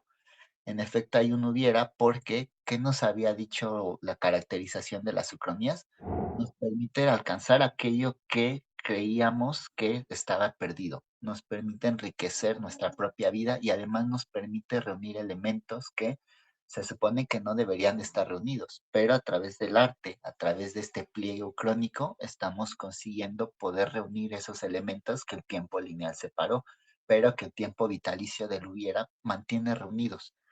Pasamos a la siguiente diapositiva. Bueno, pues esta era lo que les decía. Este es un cuadro en el que yo estoy sintetizando mucho que entiendo por el hubiera. A mí me parece que es una simultaneidad armonizada. No es un tiempo u otro, es más bien reconocer que nuestro tiempo está constantemente nutrido por la posibilidad, por lo que pudo ser. Bajo el tiempo lineal se supone que cuando escogemos una opción cancelamos otras ante cualquier decisión. Yo pienso que más bien se nutre el tiempo, hay una elección simple y sencillamente de a qué le vamos a dar lugar histórico, fáctico y qué experiencia vamos a vivir en un tiempo pues, del hubiera. Pues esta es una cita de mi propio trabajo de investigación. La obra se llama Amarás el lugar en el que en que no estés. Como ahí tienen la expresión teórica, pues yo más bien les voy a contar la expresión a nivel pues de chisme. Era un cuadro que alguien me donó. Yo no pinté la obra que está hacia abajo, en donde se sugiere que hay una casa. La velé con una pintura acrílica amarilla, porque yo suelo hacer eso en algunas de mis pinturas para reciclarlas. Pero me gustó mucho la transparencia que quedó ahí y me hizo pensar que se podía suscitar algo distinto. Y en una separación de pareja muy fuerte que yo tuve, pues me acabé dando cuenta que paralelamente yo estaba pintando esta obra. Y para mí está hablando mucho de eso. O sea, yo tuve que abandonar al perro que habíamos adoptado, reconocer que me iba a tener que salir de esa casa que habíamos construido en un esfuerzo de pareja. Pues yo le decía a esta persona pajarito. Y luego me di cuenta de que estaba pintando ahí pajaritos, ¿no? O sea, la neta se me salió como una obra súper directa, psicológica, iba muy, muy fuerte. Pero bueno, ahorita me voy a callar. Veo que alguien quiere hablar. Adelante, por favor. No, disculpa, fue un error. Te escucho, perdón. Perdón, que lo interpreté mal el recuadro de texto. Pero bueno, igual ya casi estoy concluyendo. ¿A qué voy con esto? A que sin embargo esa experiencia me estaba latiendo porque esta supuesta renuncia histórica pues también estaba determinando mucho mi presente. Había elementos fácticos, pero también estaban estos elementos del hubiera que a muchas personas nos van a perseguir durante mucho, mucho tiempo, ¿no? ¿Qué habría pasado si mi resolución, si mi determinación hubiera sido algo distinto? Y estas preguntas, por lo que pudo ser, son tan acuciantes, son tan determinantes, ustedes mismos lo han dicho en el chat, eh, pues sí, o sea, son tan determinantes, tan eficaces y a veces incluso mucho más que las que vivimos en el presente material. Creo que la siguiente es la última presentación tentativa. Bueno, estas son unas propuestas que hace Fernando Zamora Águila. Pues entiendo que a Mónica y a Bruno les gusta mucho la obra de este filósofo contemporáneo. Así que quizá lo han revisado en el seminario, no lo sé, pero bueno, como pueden ver, este autor nos está hablando, hace esta clasificación sobre los modos que tenemos de proyectarnos hacia el tiempo, de cómo articulamos nuestro presente más allá del momento actual. Hacemos ejercicios de proyección, de retroyección. Yo aprovecho esta clasificación para proponer otro tiempo. Él está hablando de proyección, retroyección. En la investigación yo hablo de algo que le llamo huyección, que es la idea de, bueno, si todo el tiempo es un arrojo, de hecho creo que sí lo puse en la siguiente diapositiva después de todo. sí, ahí hasta otra vez como la enunciación más teórica, pero lo que yo entiendo por biyección es este movimiento hacia una temporalidad otra. Tanto las cosas que van a nutrir nuestro presente como estas que estamos eligiendo que no sucedan, porque en el no ser, en las cosas que no hacemos, también hay una potencia ontológica. Los hubieras no responden únicamente a la impotencia. A veces hay cosas que elegimos que nos habiten en este tiempo otro, pero también está este arrojo en el que a veces nos arrojamos, esta suerte de melancolía imprecisa en donde nos preguntamos qué habría pasado bajo otras circunstancias. Pero esta manera de habitar el tiempo más allá de una dirección prácticamente precisa es el hubiera, y es un modo de temporalidad tan válido como estos otros que no tienen una afirmación material. Pasado, futuro, proyección, retroyección no son tan distintas de una objeción. El hubiera también es esa forma de temporalidad que está nutriendo nuestro andar por el mundo. Aquí hay dos opciones y me gustaría escucharles. Lo siguiente ya es una expresión artística de mi propio trabajo, pero siento que ya hablé mucho y yo les propongo por ahora pausar la presentación, ponernos a platicar sobre lo que les haya movido la investigación, en que estén de acuerdo y que no, y si nos da tiempo, pues vemos cosas de mi propia obra. La otra, pues nos seguimos y no sé cómo vean qué pueden hacer. Eunice quiere comentar algo, pero a mí sí me gustaría también después que presentaras esto. Ok. Hola Hugo, ¿qué tal? Pues me encantó tu conferencia, me encantó toda esta reflexión referente al tiempo y a las diferentes temporalidades. Me hizo recordar pues más bien muchísimas prácticas en donde también hay como estos recursos temporales no lineales. Y pienso, por ejemplo, ahora en los refugios temporales en cuanto a más bien tener la certeza de un futuro incierto. O también pienso, ahora que hablaba sobre ciertas, la novela gráfica, el manga, pienso particularmente en un género del anime japonés que es el isekai y que es la posibilidad de otro mundo y otro tiempo. Y pienso también en el trabajo de Vincian Desprez referente a los modos de existencia y al diálogo que tienen personas vivas con personas muertas, como una posibilidad de interacción distinta. Entonces, bueno, me ha movido muchas cosas tu trabajo y pues felicidades y me encanta. Qué bueno, muchísimas gracias. Y son referencias súper pertinentes. Sí, tienes razón. A mí me encanta pues, este género, el isekai que dices, pero no lo había considerado y tienes razón. O sea, el trabajo de investigación que hacemos presupone algo muy bonito. Eh, que gente que se murió hace 800 años, hace un montón de tiempo, nos está diciendo cosas, pero tampoco tenemos ni idea de si lo que estamos haciendo ahorita le va a decir algo a gente que todavía no existe, pero en la que confiamos, ¿no? Voy a tener en cuenta esto porque sí, muchas gracias. Creo que son referencias. Bueno, si por ahora están de acuerdo, atendiendo a lo que decía Bruno, en las siguientes tengo obras que tienen que ver con distintos momentos de la investigación, recordando la memoria y la idea del olvido. Yo tomé estos documentos que pertenecen a la FGR, que se supone, según dice su página de internet, que tienen una vocación de consolidar la visibilidad y la transparencia en nuestro país. Lo que se ve a la izquierda son documentos que le dan título a todo el proyecto, que son los expedientes en donde determina la no acción penal contra el general Salvador Cienfuegos. Por eso se llama transparencia de cómo iluminan Cienfuegos. Pues se supone que la FGR con esto está cumpliendo con la ley al mostrarle a la ciudadanía los archivos de las investigaciones de interés nacional que han moldeado nuestro presente, que han moldeado nuestro tiempo, y sin embargo, fíjense cómo nos los dan a conocer, ¿no? El de la derecha son el documento de Ayotzinapa. Aquí en la FGR aparece como caso Iguala. Lo que yo hice fue tomar viejas pinturas y viejos dibujos y dije, bueno, pues si se supone que esto es transparencia, entonces yo voy a tomar los elementos de transparencia del gobierno y los voy a aplicar sobre mi propio trabajo, porque se supone que es transparencia, se supone que es visibilidad. Y aquí sucedió un hallazgo muy bonito, porque estoy, o sea, pues, dicho abiertamente, pues sí dije, güey, esto es una vil censura, esto es una burla, ¿no? pero resulta que si lo aplicamos sobre las pinturas y sobre los dibujos al óleo, no se dejan censurar. La diferencia entre los pigmentos del óleo, entre la carga de barniceta, entre las pinceladas, se transparenta a pesar del color negro. Y eso a mí me gustó mucho, porque de ahí deriva algo que pongo en mi propia declaración de artista, que es algo así como que la pintura nunca censura, la pintura siempre revela, incluso cuando está cubriendo. Y a esto le llama así revelación cubriente. Si ahorita me quieren compartir si eso sucede en sus prácticas, a mí me va a interesar mucho.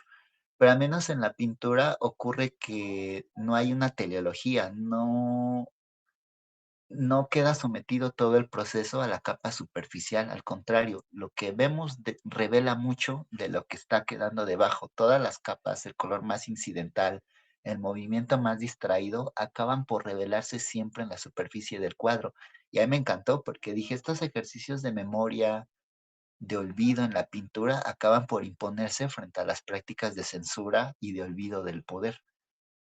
Y a mí me encantó, o sea, dije, claro, este es el tipo de memoria del que estoy hablando, no un pasado que queda sometido, sino un pasado, una historicidad que no está sometida por el tiempo lineal. Dicho de otra manera, lo que está hasta atrás, lo que está en el pasado, no se queda en el pasado, sigue estorbándole a los ejercicios de censura y de homogeneización, pues que acaban reafirmando un poder. Pasamos a la siguiente diapositiva. Eh, Esta es un proyecto que hago sobre publicidad de Coca-Cola. El recuadro que está hasta abajo decía simplemente irresistible. Pues yo hice un ejercicio de apropiación de los nenúfares de Monet. ¿De qué va este ejercicio? Es una protesta porque hace 2 años, cuando ya sentíamos encima el día cero, yo estaba muy angustiado, estaba muy enojado, no dormía, me sentía muy triste por la distribución injusta que hace el gobierno para favorecer a la Coca-Cola. Y entonces, pues claro, ¿no? Lo sabemos, hay sitios como Chiapas en donde la gente tiene el agua súper a la mano, pero no puede acceder a ella porque ya es una concesión privada a la Coca-Cola, ya se la apropió. Y de verdad hay comunidades que si quieren tener acceso a líquido solo pueden hacerlo a través de un refresco. Entonces yo me apropié, dije, bueno, pues si Coca-Cola está haciendo esta apropiación, yo voy a hacer también una apropiación. El letrero de simplemente irresistible, yo me apropio de los nenúfares de Monet y hago que diga persiste. Y estoy hablando acerca de pues la persistencia por los movimientos de resistencia frente a la apropiación de la coca. Dije, claro, pues estos güeyes se apropian de algo, hacen un ejercicio de apropiación que resulta en una privatización injusta. Pero cuando las prácticas artísticas hacemos una apropiación, pues acaba por suceder un gesto ético que estamos reconociendo una autoría previa. La de arriba está hecha en una caja de 12 latas de Coca-Cola Cherry Zero, pues yo la intervine para que diga día cero y es el Kutsamala en el momento en el que estaba pues ya prácticamente secándose.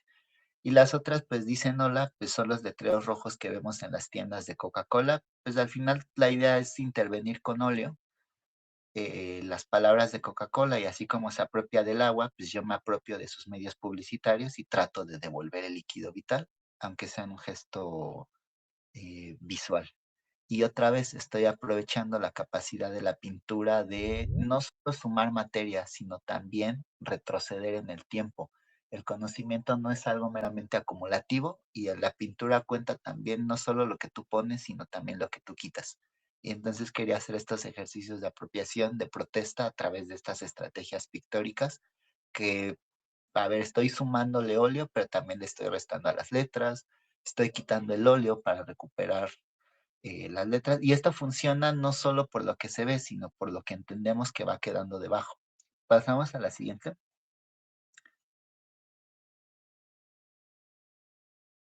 Gracias. Pues bueno, estas, pues le decía, como deriva directamente de la maestría, pues este pedazo de la presentación sí lo tomé directamente de ese momento. Mi especialización fue en investigación en artes. Y yo lo que le preguntaba pues sí, lo que preguntaba a gente en la investigación es cuál es la diferencia entre un concepto y un campo semántico. Hay quien lo considera un sinónimo, incluso el propio doctor Fernando Zamora, que ya habíamos revisado, pues él me decía originalmente que él pensaba que eran sinónimos, hasta donde me quedé, creo que sí le cambié la opinión, porque creo que el conocimiento es una configuración de elementos, es decir, las cosas no se definen solo por sus piezas, como sabemos, el todo es más que la suma de las partes. Ponía de ejemplo esta lectura del tarot, ¿no? A pesar de que las cartas puedan ser la misma, la interpretación es diferente dependiendo de la posición en donde estén colocadas las piezas. E incluso si las cartas son las mismas, si la posición es la misma entre una lectura y otra, si la pregunta con la cual tú llegas al tarot es distinta, la respuesta también va a cambiar. Y yo creo que las prácticas artísticas hacen mucho eso. No es que tengamos como artistas una vocación de novedad, es más bien que las prácticas artísticas intervienen las prácticas lineales y crean una reconfiguración con las piezas. Vean cómo hay un montón de obras en el arte contemporáneo en donde las piezas que definen un objeto están reconfiguradas y eso es suficiente para haber creado una cosa nueva. Otra vez lo que define el conocimiento o para crear conocimiento no es suficiente con dar cuenta de cuáles son las piezas de algo. Lo que tenemos que hacer es jugar con esta posibilidad. Thomas Kuhn tiene la idea de anomalía, que es algo que no se puede explicar dentro de un paradigma. Y por ahora me gusta pensar en el arte como la producción de anomalías. A ver, es cierto que no todas las pinturas son arte, es cierto que no todos los dibujos van a ser arte, pero otra vez, yo creo que lo que hace al arte es el uso inadecuado de las cosas. O sea, en todas las otras disciplinas lo que perseguimos es la eficacia. Tenemos ciertos procedimientos que se tienen que hacer y lo ideal es hacerlos cada vez más rápido y eso nos va a poder producir mucho más de las mismas cosas. Repetimos los mismos procesos hasta el cansancio para obtener siempre los mismos resultados. Lo que a mí me parece entonces que hacen muchas prácticas artísticas, piensen en todas las esculturas de materiales no convencionales, obras de arte que siguen la lógica de la pintura, aunque no estén hechas con pigmentos, obras de arte que tienen que ver con intervenciones, es tomar los mismos procedimientos, las mismas piezas, pero usarlas mal, entre comillas. A eso me refiero con un uso inadecuado. Y la idea es que vamos a producir algo anómalo como, como sucede en las ucronías, ¿no? Están estos elementos que deberían dar este resultado, pero como ha habido una intervención en el proceso, ahora el resultado fue otro. Y yo pienso así en la pintura, pienso así en las prácticas artísticas. A eso me refiero con una producción de anomalía. Tomamos los procedimientos lineales convencionales, modificamos su configuración y es la creación de un sentido anómalo, la creación de un nuevo movimiento. Y entonces están estas piezas que hice abajo, que tomé unos rompecabezas y pues si pensamos en un rompecabezas, hay un criterio que va a definir esa configuración, que es la imagen. Hay solo una manera de aceptar en un rompecabezas y miles o millones de maneras de resolver de manera errada el mismo rompecabezas. Pero si nos apartamos de ese criterio externo, pues en realidad hay un montón de piezas alternativas. Yo lo que hice fue olvidarme de la imposición de la imagen, pues como le pasó a la pintura cuando llega a la fotografía, me olvidé del criterio de la imagen y traté de hacer encajar piezas de rompecabezas simple y sencillamente por su afinidad. Tratar de producir nuevas configuraciones, armé inadecuadamente el rompecabezas, pero seguían encajando las cosas. Y luego llegué a estas piezas en donde de izquierda a derecha, pues primero hubo un proceso en donde junté piezas que no tendrían que estar juntas y me inventé en medio piezas ficticias con óleo para hacerlas encajar. Ahí yo estaba buscando piezas que tuvieran que ver con el hubiera, piezas que me permitieran crear un relato nuevo a partir de la sola convicción de que hay algo.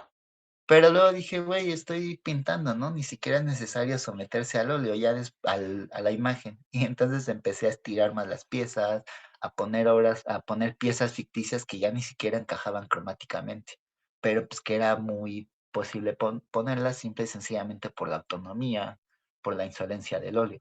Pasamos a la siguiente diapositiva.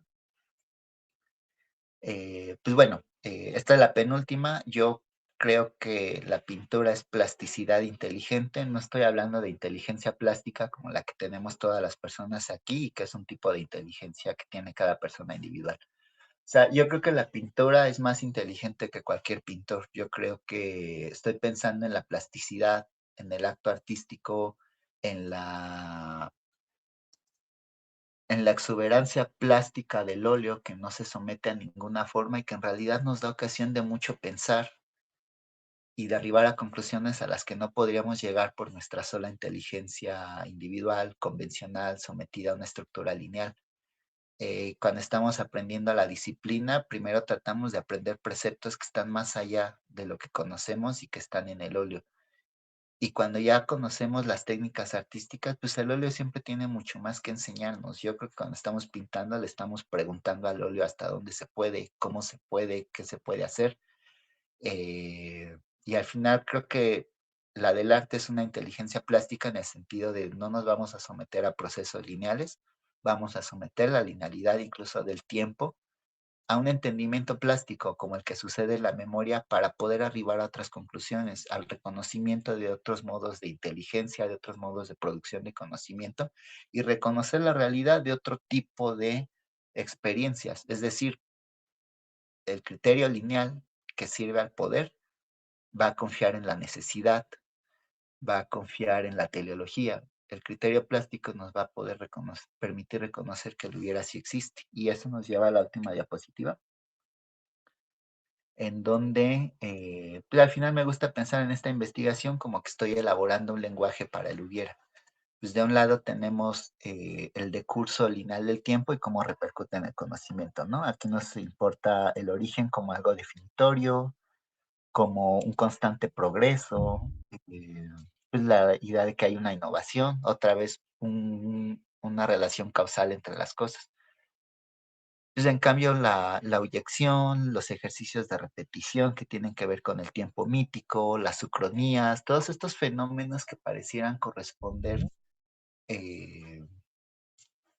pues a cosas que no deben o no pueden ser pensadas, pues a mí me parece que en último término están articulando un léxico con el cual podemos hablar sobre el hubiera. Y uno de mis proyectos de investigación hacia los siguientes años es tratar de afianzar pues el uso de este lenguaje, el uso de prácticas artísticas para poder hablar de esto que sabemos que es, aunque no podemos identificar en dónde, pues es en un tiempo huyectivo, poder realizar a través del arte una eyección eficaz hacia estos fenómenos del hubiera, poder reconocer que el hubiera sí existe y hacernos de un lenguaje y de una serie de estrategias artísticas que nos permitan señalarlo, identificarlo, reconocer su existencia. Y pues muchas gracias, con esto concluye todo.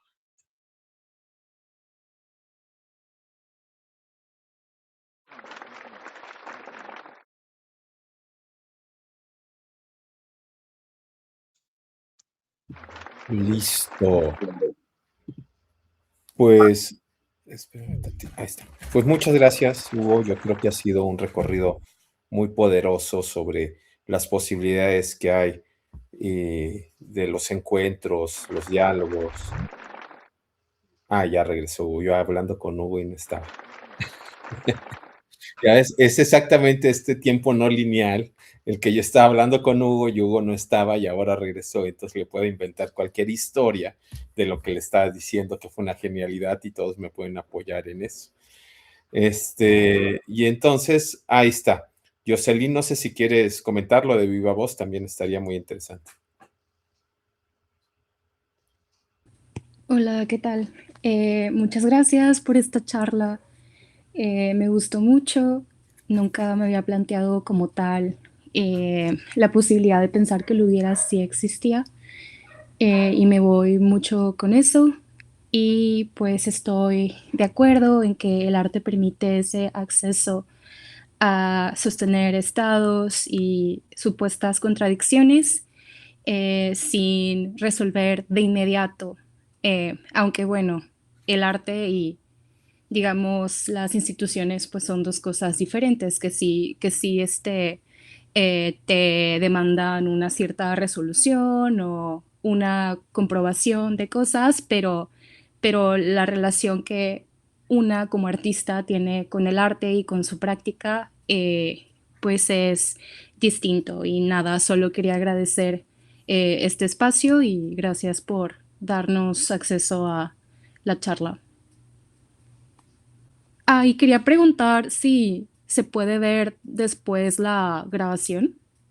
Sí, sí, está grabado, lo voy a compartir en las redes de zona de riesgo.art. Y bueno, las conferencias son públicas, abiertas, poco a poco las voy subiendo y entonces, bueno, pues nada, es nada más estar al pendiente de que y darle el tiempo al ratoncito de que uno está ahí en la computadora haciendo las cosas. No sé Claro. si quieres comentar algo también, Hugo. Bueno. Pues nada, que muchísimas gracias y creo que quiero rescatar esto que dijiste sobre la contradicción porque, pues sí, en efecto también, ¿no? ¿Qué le llamamos contradicción a esta confrontación de elementos que no deberían estar reunidos? Pero adoptando este término que señalas, quizá podemos también pensar en eso, en la ucronía, como algo que va a crear, a suscitar una contradicción y otra vez es una gran estrategia. Pues sí, bueno, pues claro, ¿no? La vocación de conocimiento quiere eliminar contradicciones, quiere un criterio de unicidad. ¿Qué hacen las ucronías? ¿Qué hace el arte? Pues abrirnos a un mundo multidisciplinar, un montón de expresiones.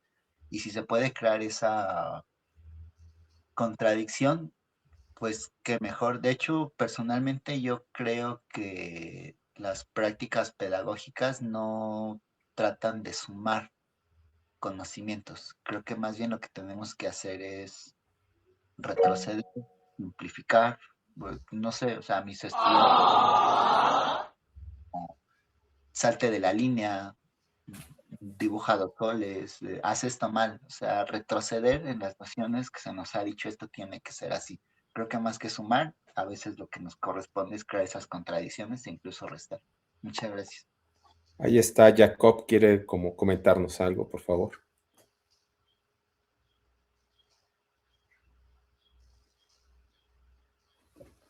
No te escuchamos, Jacob. ¿Me escuchas? Ay, Ahora sí. bueno, perdón que no prenda mi cámara, que tengo una señal muy baja ahorita. Hugo, felicidades. Bruno, gracias por la invitación. Hugo, felicidades por tu trabajo. Nada más quería compartirte un artículo que escribí hace tiempo, no tanto tiempo, pero ya tiene unos años, sobre el concepto del tiempo en la fotografía. Te lo puse ahí en el chat. Como sabemos, la foto tiene muchísima relación o asociaciones con el tiempo, ¿no? Y por ahí hay o sea, como una especie de esquema, un modelo, ¿no? Sobre las relaciones del tiempo con, pues en realidad con casi todo, porque lo puedes asociar con la imagen, con el arte, con el tiempo, con cualquier obra, etcétera, ¿no? Sobre matrices culturales y cronotopos. Entonces creo que a lo mejor te puede interesar. Muchas gracias. Sí, sí que me Gracias. interesa. Muchas gracias. Pues un favor, ¿lo puedes volver a mandar al chat? Porque acabo de buscar y no lo vi. No sé si es porque me salí. Sí, lo voy a pegar otra vez, a ver si. Gracias. Y si no, pues ya confío en que al rato Bruno Sí, sí, muestra. lo pongo, espérame. Si no me lo compartes, Jacob, y ya lo comparto en el grupo también. Ahí está, perfecto. Creo que ahí ya salió, ¿no? Sí, sí, sí. Vale, gracias. Y nada, gracias, Jacob, por conectarte. Jacob también ha sido uno de nuestros conferencistas, revisores de portafolios, es un gran pensador de la imagen que es muy rico que siempre esté tan generoso y abierto en sus conocimientos. Tiene un proyecto que las invito y los invito a que entren, que analiza sus imágenes con un programa que construyó y eso ayuda mucho a que también fortalezcamos la propia reflexión que va, digamos, vertiendo en todas las experiencias que vamos comentando. Tenemos por aquí también a Andrés, por ejemplo, veo. No sé si Andrés quiere comentarnos algo. Gracias. Y pues agradecerle a Hugo esta reflexión sobre el hubiera. La verdad es que está muy interesante pensar cómo siempre que decidimos algo, creamos un fantasma de lo que no decidimos, ¿no? Y que siempre está ahí latente, solamente para ser activado. Eso está increíblemente fascinante pensarlo, ¿no? Sobre todo en el tema del arte, en mi caso la fotografía y eso, pero sí está muy interesante. Y no sé, el tema de la pregunta del por qué me causó mucho interés. Creo que ya no voy a preguntar por qué, creo que voy a preguntar cómo, tal vez, ¿no? Porque siento que a lo mejor el cómo puede ser más, ir más a la trama, ir más al contenido, ir más de forma horizontal y no tan vertical. La verdad es que estuvo muy interesante. Muchas gracias. Sí, pues súper acertado, ¿eh? O sea, es que hay dos cosas que aquí no mencioné. Igual si quieren les hago llegar el trabajo escrito, pero primero sí menciono esta idea del tiempo fantasma derivada del miembro fantasma, porque pues Merleau-Ponty dice lo que perdemos no es el miembro, sino la posibilidad. El cuerpo, la gente estamos arrojadas a posibilidades siempre y entonces no porque te quiten un miembro perdiste una posibilidad. Y lo mismo sucede con estos hubieras. Se haya quedado vedada o no la posibilidad material de realizarlos, el hecho de que nos hayamos arrojado una posibilidad. Y la otra cosa, sí, efectivamente en el capítulo sobre el conocimiento como configuración, pongo eso, que la pregunta pertinente sería cómo, porque pregunta por las estructuras que arman las cosas. Entonces, pues, nada, qué bonita intervención, muchas gracias. También Ro había comentado algo, no sé si quieres decirlo de viva voz, por favor, Ro.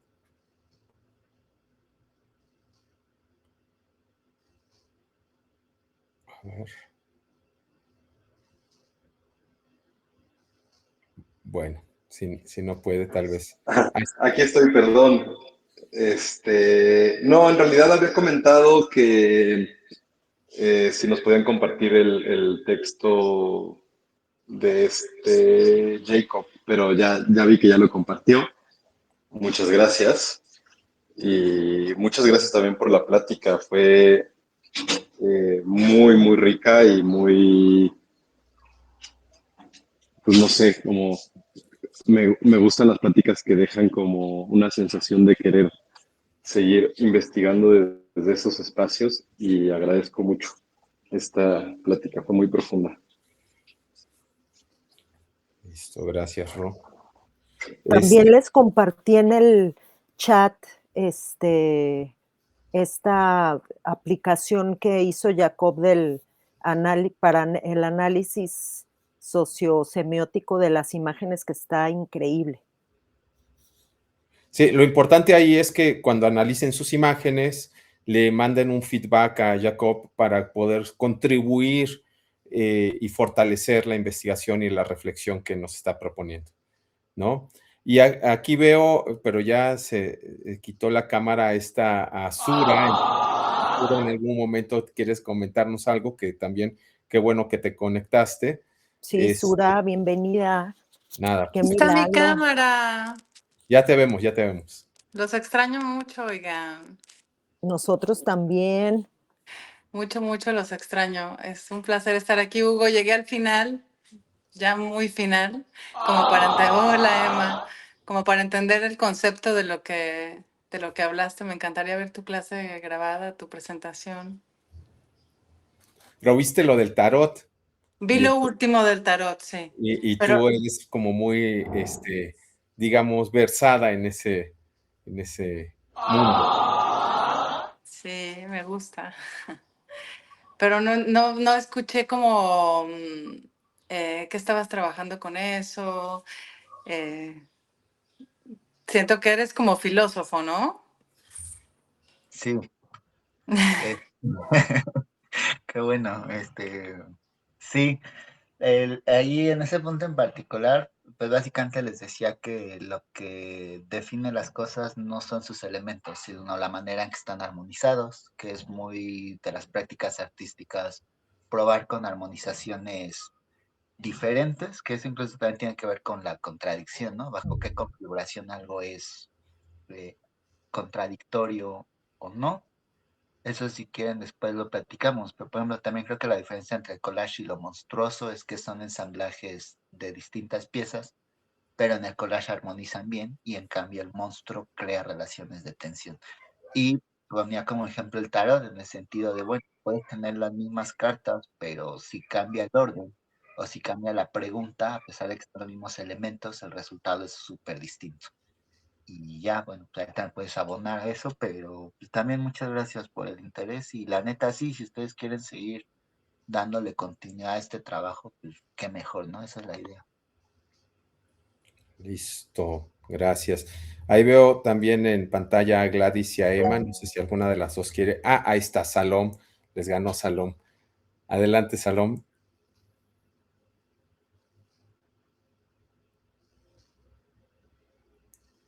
Que Salom, nada más tu micro, Salom. Ok, hola, buen día.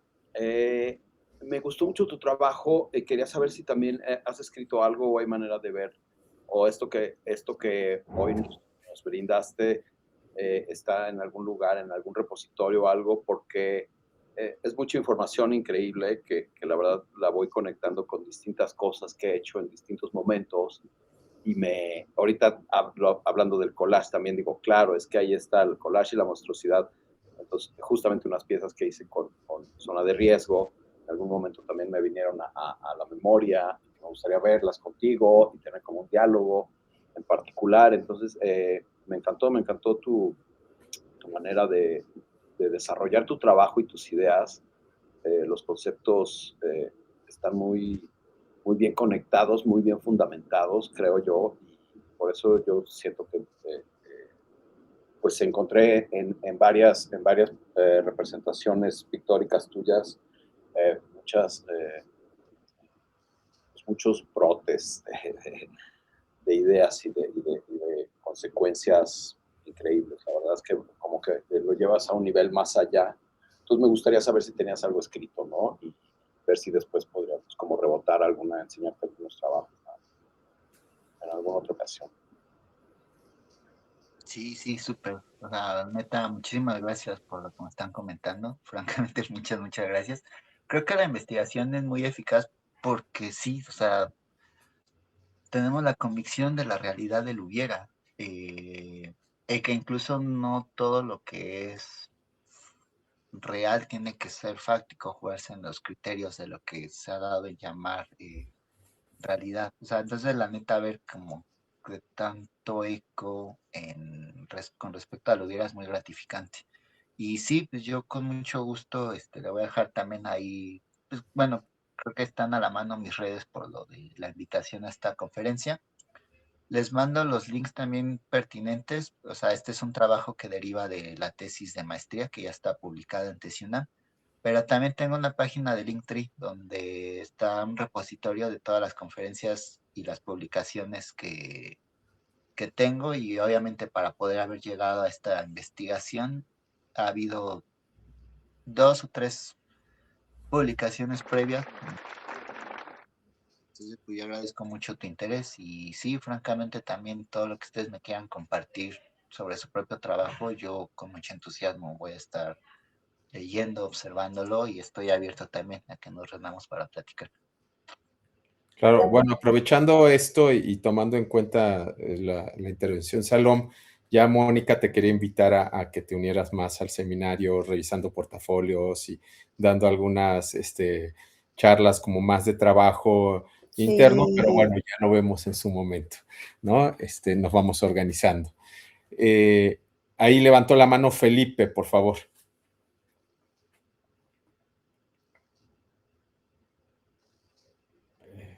Tu micro, Felipe. Ah, no sirve el micro. Bueno, si quieres escríbelo y lo leemos. No sé si Emma o Gladys quiere. Ahí está, Gladys levantó la mano. O no sé si se estaba estirando. Sí, no, sí me estoy estirando, buenísimo, muchas gracias otra vez a Zona de Riesgo, al seminario, infinitas gracias a ustedes dos, dúo de dos, gracias, porque pues, siempre nos sorprenden y nos traen cosas. Hugo, muchas gracias por todo este cosmos que nos presentaste hoy, ideas maravillosas. La verdad es que yo me quedo mucho con esta parte de lo no real y de las ucronías, y también pensé mucho en esta obra bellísima de Juan Rulfo, que muy citada ya, pero me lleva a esta sincronicidad de dos tiempos, ¿no? El mundo vivo, el mundo muerto, los no vivos, los sí vivos, los medio vivos, ¿no?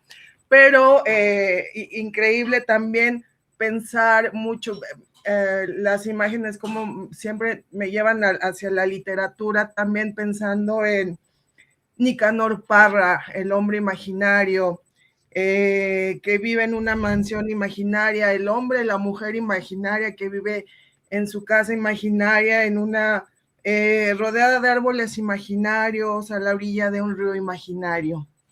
Y así continúa Nicanor y continuamos con esta idea de imágenes también imaginarias. Me encanta la idea, maravilloso. Muchas gracias. Pues ya noté la de Nicanor. Muchísimas gracias. Listo, gracias Gladys.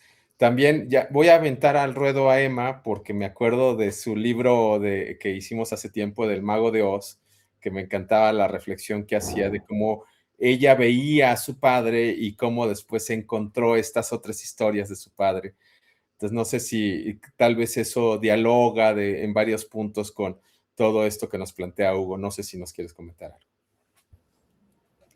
Pues es que a mí cuando escucho esa frase del hubiera no existe, me parece un poco como una censura de pensamiento, ¿no? Que es como lo que ya hiciste es lo que es y no tiene ningún caso pensar en otras posibilidades, no hay para qué, es como aquí te quedas, ¿no? Y con esto te quedas y haces de esto tu mejor opción, entonces es a lo que me refería un poco. Sí tiene que ver mucho con esta historia que yo tengo, porque es mucho como si me forzaran a tomar responsabilidad por una acción, más allá de la responsabilidad misma que se tiene. O sea, es como no puedes hacer nada y asume que tú elegiste y que ni hay espacio para reflexionar en qué hubieras hecho de otra manera o qué hubiera pasado si. Y también esta charla me da un poquito de reflexión a eso que dices, Hugo, que a veces las posibilidades ni siquiera tocan la realidad. Bueno, es lo que yo entendí un poco, que es como también estos imaginarios de posibilidades que al final pues son reflexiones que siempre sirven, ¿no? A veces incómodas, a veces no tanto, a veces reflexiones que te llevan a un estado de satisfacción, pero muchas veces no. Y muchas gracias por la plática, me gustó mucho. Muchas gracias. Quiero decir que ya leí a Felipe en el chat, también gracias por tus mensajes. Y sobre esto que dices, Emma, me encantó la expresión de una censura de pensamiento, porque en efecto, mucho de lo que nos muestran las ucronías es que lo que creemos necesario en realidad se alcanzó como por un montón de circunstancias. Y claro, ¿no? ¿Qué va a ser el poder o qué va a ser el criterio de realidad? Pretender que lo circunstancial fue necesario. Y por eso es que todos los totalitarismos queman la literatura, porque ahí está la apertura de lo posible. Cuando exploramos lo posible, aunque sea como eso, o sea, en filosofía la ucronía se llama mundos posibles. Y eso es el ejercicio de pensamiento que incluso entre algunos de mis colegas no les gusta porque dicen, güey, pues esto es ficticio, ¿no? Pero la potencia de lo ficticio es mostrarnos que lo que creemos necesario, teleológico, pues fue circunstancial y que como tal, incluso si repitiera las mismas circunstancias, no necesariamente te daría el mismo resultado. Y si no es necesario, entonces sí que se puede cambiar. O sea, creo que esto lo tenemos clarísimo, ¿no? Y maravilloso del arte.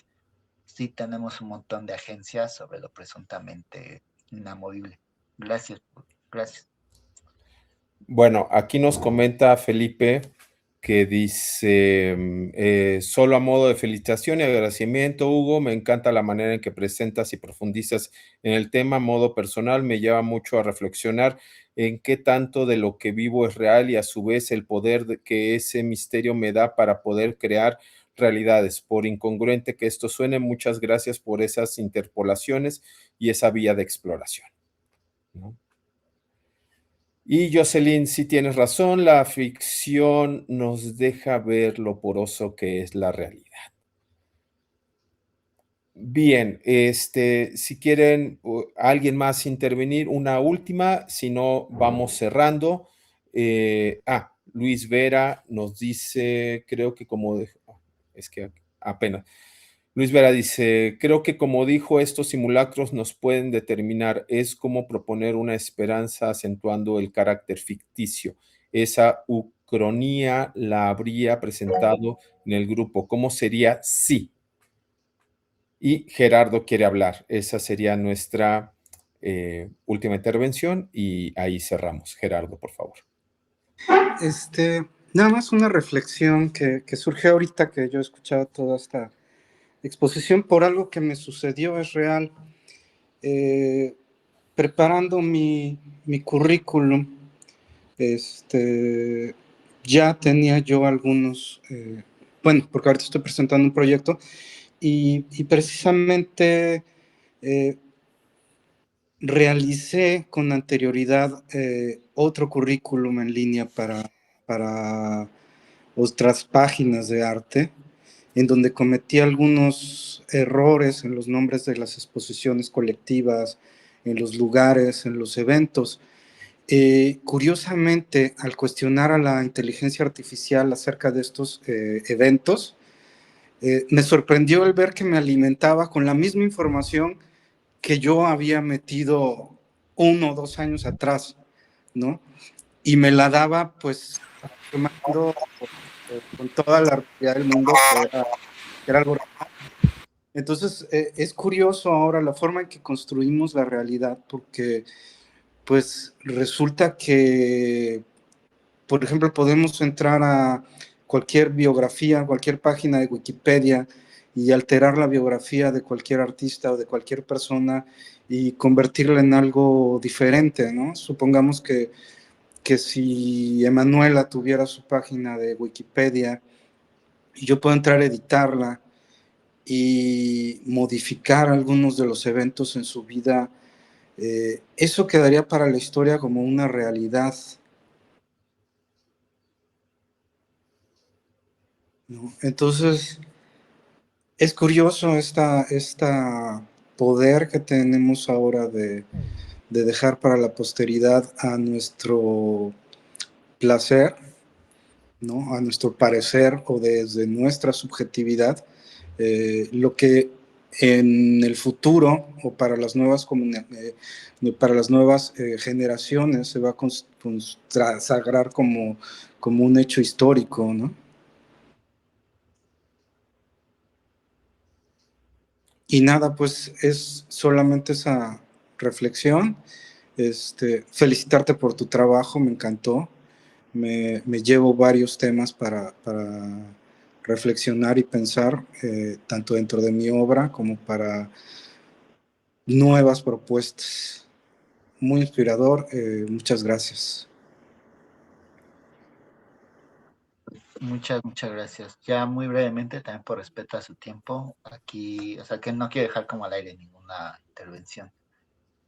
Pero esto que dices también de Wikipedia, presente el libro de Pintar de bigotes a la Mona Lisa, este filósofo Campo Ricardo Burgos, él consideraría también que esta intertextualidad de los hipervínculos en Wikipedia también es como una suerte de estructura crónica. Eso no lo he desarrollado, pero creo que me remite mucho a eso. También me remites a 1984, ¿no? Con el Ministerio de la Verdad del partido, pues que hacía estos ejercicios retroyectivos en donde cada vez iba más hacia el pasado para acabar afirmando en el relato, como lo que tú decías de qué va a quedar al futuro, pues iba dejando un relato cada vez más largo, donde el partido presuntamente había existido desde siempre, y aunque prácticamente materialmente no hubiera sido así, era suficiente la narrativa de que siempre había estado ahí para afirmarlo como algo real. Sí, Muchas porque gracias. queda ese cuestionamiento, ¿no? ¿Cuántas veces ha sucedido en el pasado y cómo es que cosas que nosotros consideramos históricas o hechos reales, tal vez podrían no serlo? Como esto que nos planteabas de la transparencia, ¿no? De los archivos de gobierno, etcétera.